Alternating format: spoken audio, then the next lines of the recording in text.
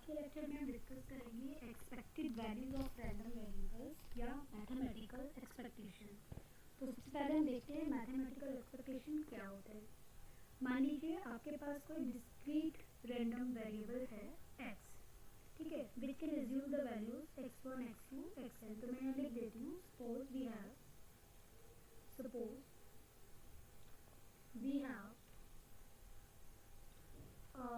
discrete suppose we have a discrete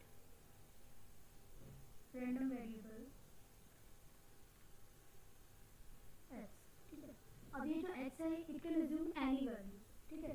तो x can assume which can assume any value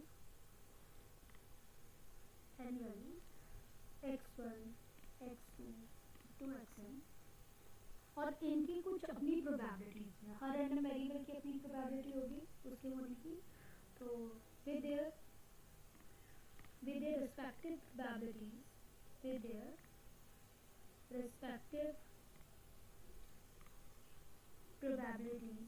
इनकी respective probabilities हो गई p1 p2 pn।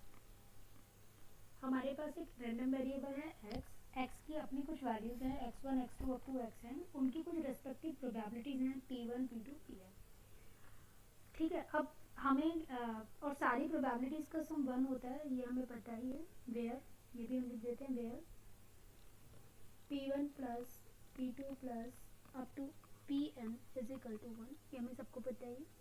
अब mathematical expectation क्या है? द मैथमेटिकल एक्सपेक्टेशन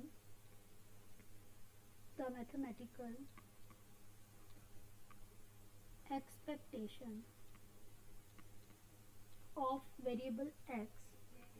तो जो मैथमेटिकल एक्सपेक्टेशन है ना, उसे हम डिनोट करते हैं ex से, ex, ठीक है। और वो कैसे कैलकुलेट होता है? Is calculated by ex equal to x1 p1।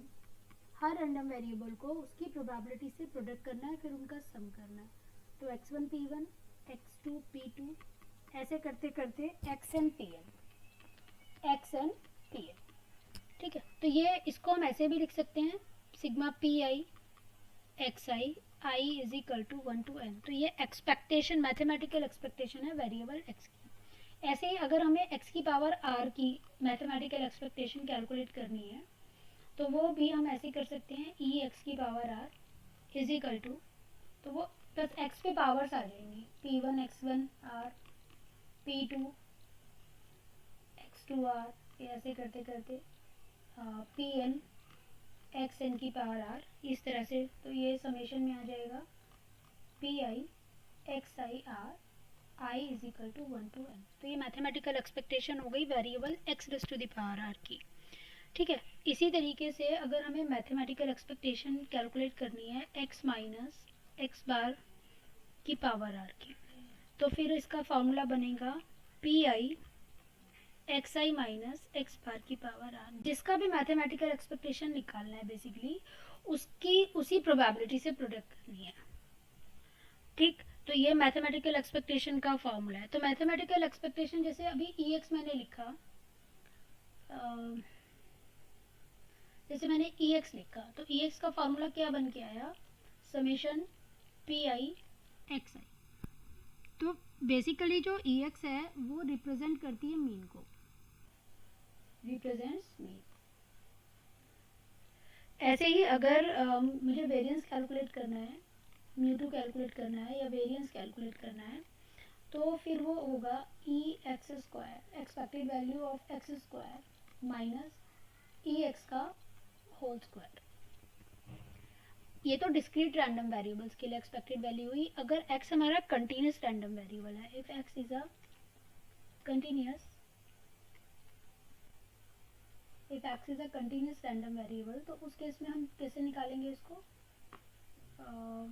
वहाँ पे इंटीग्रल करना पड़ेगा समेशन की जगह। If x is a continuous random variable, तो उस केस में जो ex की वैल्यू होगी उसका प्रोबेबिलिटी फंक्शन भी ले लेते हैं with with probability density function, और probability density function है fx। तो कैसे निकलेगा, इसको कैसे कैलकुलेट करेंगे यहाँ पे ex को, तो जैसे वहाँ x px होता था तो यहाँ पे x fx होगा, dx होगा। वहाँ पे हम समेशन करते थे, तो क्योंकि कंटिन्यूस रैंडम वेरिएबल है तो यहाँ इंटीग्रल होगा with in the limits given, जो लिमिट्स हमें गिवन है उसके अकॉर्डिंग। तो ये एक्सपेक्टेड वैल्यू को निकालने का मेथड हो गया। तो जिस भी वेरिएबल के लिए आपको चाहिए उसी वेरिएबल की उसी प्रोबेबिलिटी से प्रोडक्ट करके उनका जो सम होगा वो एक्सपेक्टेड वैल्यूज होंगी उस वेरिएबल के लिए। फिर हमारे पास कुछ लॉज ऑफ एक्सपेक्टेशन भी हैं, कुछ फॉर्मूलेज एंड लॉज हैं। तो लॉज ऑफ एक्सपेक्टेशन, तो फर्स्ट लॉ ऑफ एक्सपेक्टेशन है इसमें, इफ सी इज कांस्टेंट, अगर हमें किसी कांस्टेंट की एक्सपेक्टेड वैल्यू निकालनी है, इफ सी इज कांस्टेंट तो उसकी एक्सपेक्टेड वैल्यू, तो then expected value of C is C, ठीक है। If A is a constant, अगर ए कोई कांस्टेंट है, if A is any constant,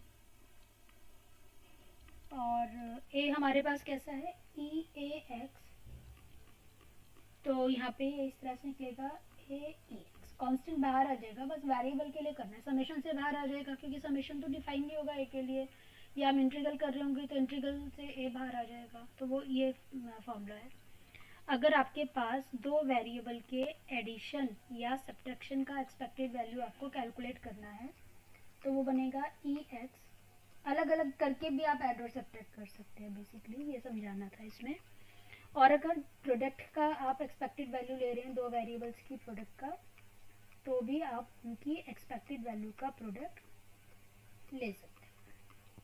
तो ये लॉज ऑफ एक्सपेक्टेशन थे हमारे पास। अब हम कोवेरिएंस और देख लेते हैं इसमें। कोवेरिएंस क्या है, कोवेरिएंस मैंने हेडिंग डाल दी थी, कोवेरिएंस।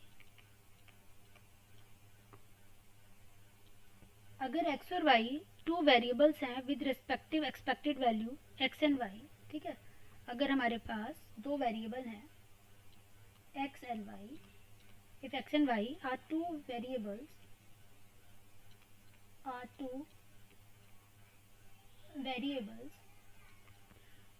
with respective, उनके पास कुछ अपनी एक्सपेक्टेड वैल्यूज हैं विद रिस्पेक्टिव एक्सपेक्टेड वैल्यूज, या मीन एक्सपेक्टेड वैल्यू बेसिकली क्या है, मीन ही तो है विद रिस्पेक्टिव एक्सपेक्टेड वैल्यूज, और मीन्स उनके पास अपने अरिथमेटिक मीन है। तो कोवेरिएंस बिटवीन, तो उनका जो कोवेरिएंस होगा एक्स और वाई का वो क्या होगा, the covariance between X and Y is defined as covariance x y। तो कोवेरिएंस का फॉर्मूला क्या होगा, e x minus X bar और y माइनस वाई बार। ये एक्सपेक्टेड वैल्यू अगर हमने निकाल ली एक्स और वाई की तो फिर वो कोवेरिएंस एक्स वाई हो जाएगा। लेकिन अगर एक्स और वाई इंडिपेंडेंट है, एक दूसरे पे डिपेंड नहीं कर रहे, तो कोवेरिएंस जीरो होता है उस केस में। If X and Y are independent तो उस केस पे जो कोवेरिएंस होगा वो जीरो हो जाएगा। तो ये कोवेरिएंस होता है। कोवेरिएंस बेसिकली क्या है, एक्स और वाई के बीच में जो एक्स का अपना वेरिएंस है, वाई का अपना वेरिएंस है, दोनों का इकट्ठा वेरिएंस जो है वो कोवेरिएंस होगा। तो उसका कोवेरिएंस निकालने का जो फॉर्मूला है वो ये है, x माइनस एक्स बार वाई माइनस वाई बार का एक्सपेक्टेड वैल्यू। तो ये कोवेरिएंस है। अब हम इसका कुछ न्यूमेरिकल देख लेते हैं एक्सपेक्टेड वैल्यूज के लिए। तो फर्स्ट न्यूमेरिकल है, इन 4 tosses of a coin, in 4 tosses of a coin,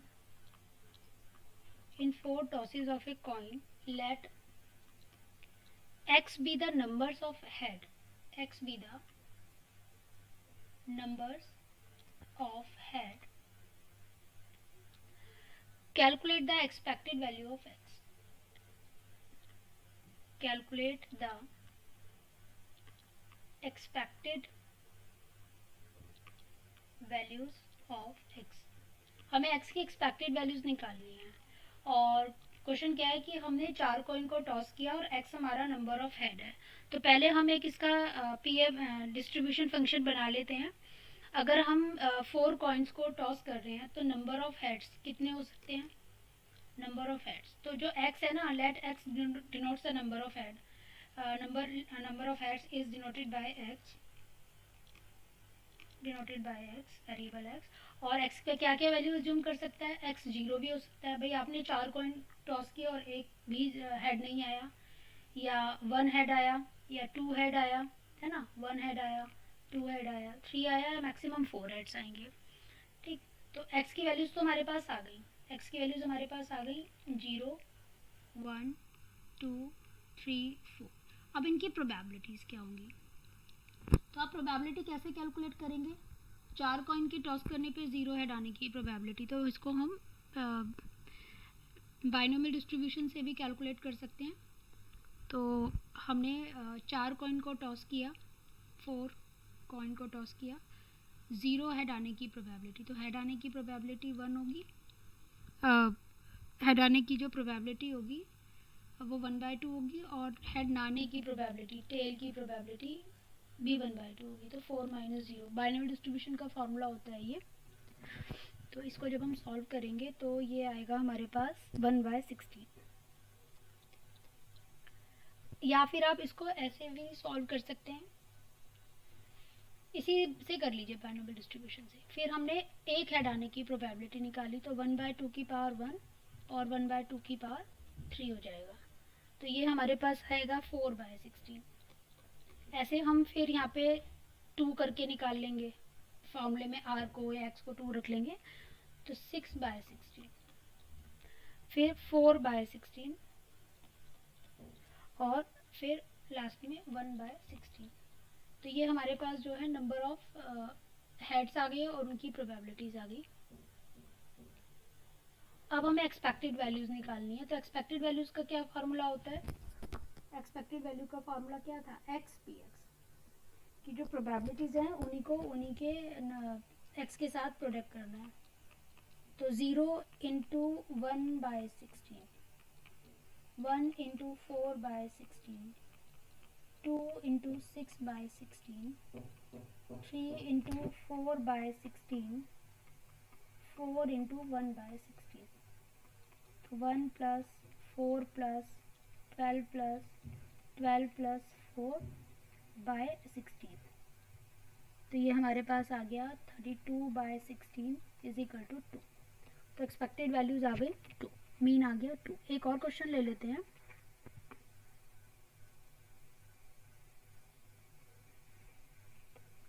question 2, what is expectation of number of failures? ये बड़ा अच्छा सा क्वेश्चन है। What is the expectation of the number of failure of the numbers of failure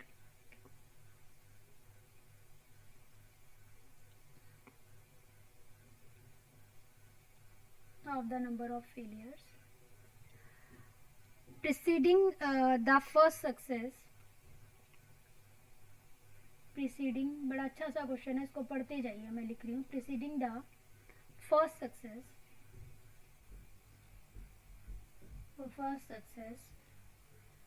is an infinite series in an infinite series of independent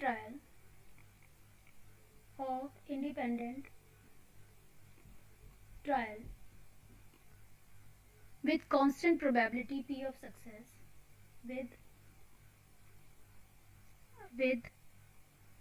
constant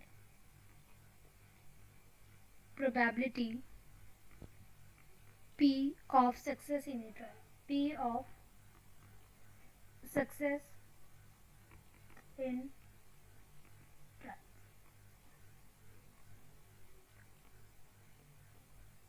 What is the expectation of number of failures preceding the first success in an infinite series of independent trial with constant probability p of success in trial?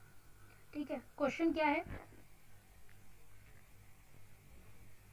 पहले आपने कोई experiment किया, उसमें आपको failure मिल गया, तो फिर आप उसको फिर से करेंगे, फिर आपको सक्सेस मिल गया, मतलब आपको तभी रोकना है जब आपको सक्सेस मिल जाएगी। पहले आपने किया फेल हुए, फिर दोबारा किया फेल हुए, फिर दोबारा किया फेल हुए, तो वो फेल फेल फेल जैसे ही वो पास होने की प्रोबेबिलिटी आएगी तब हम जाके उसको फिर रोक देंगे क्वेश्चन को। तो उसका एक्सपेक्टेशन नंबर ऑफ फेलियर्स, तो what is expectation number of failures preceding the first success, failures failures failures आ रहे हैं, फिर सक्सेस आ रहा है in an infinite series of independent trial, और ये आप करते जा रहे हैं, इनफाइनाइट टर्म्स तक करते जा रहे हैं, तो एक्सपेक्टेड वैल्यू क्या होगी। तो देखिए हमने माना कि x denotes the number of failure, पहले हमने माना x denotes the number of failure,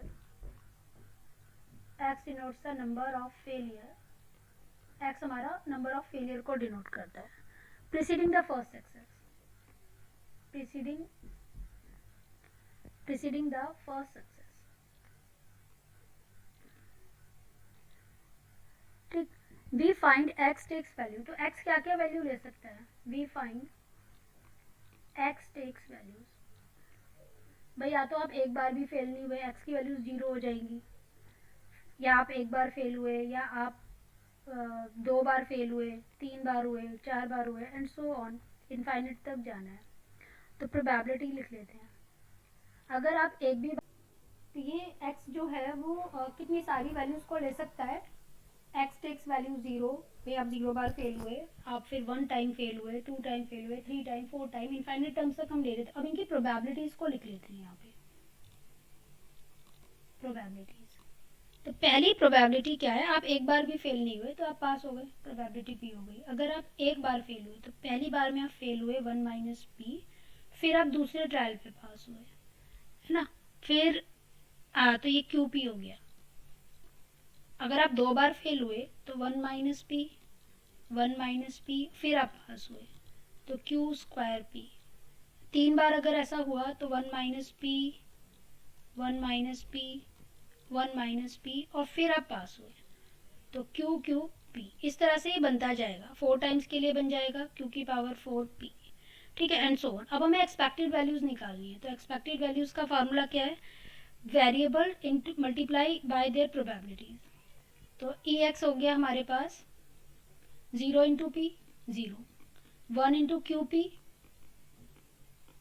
2 into Q square P, 3 into Q cube P, इस तरह से आता गया। तो p हमने कॉमन ले लिया, तो अंदर आपके पास आया, इसमें p और q दोनों ही कॉमन ले लिए, तो आपके पास अंदर बचा 1 plus 2q 3q square and so on.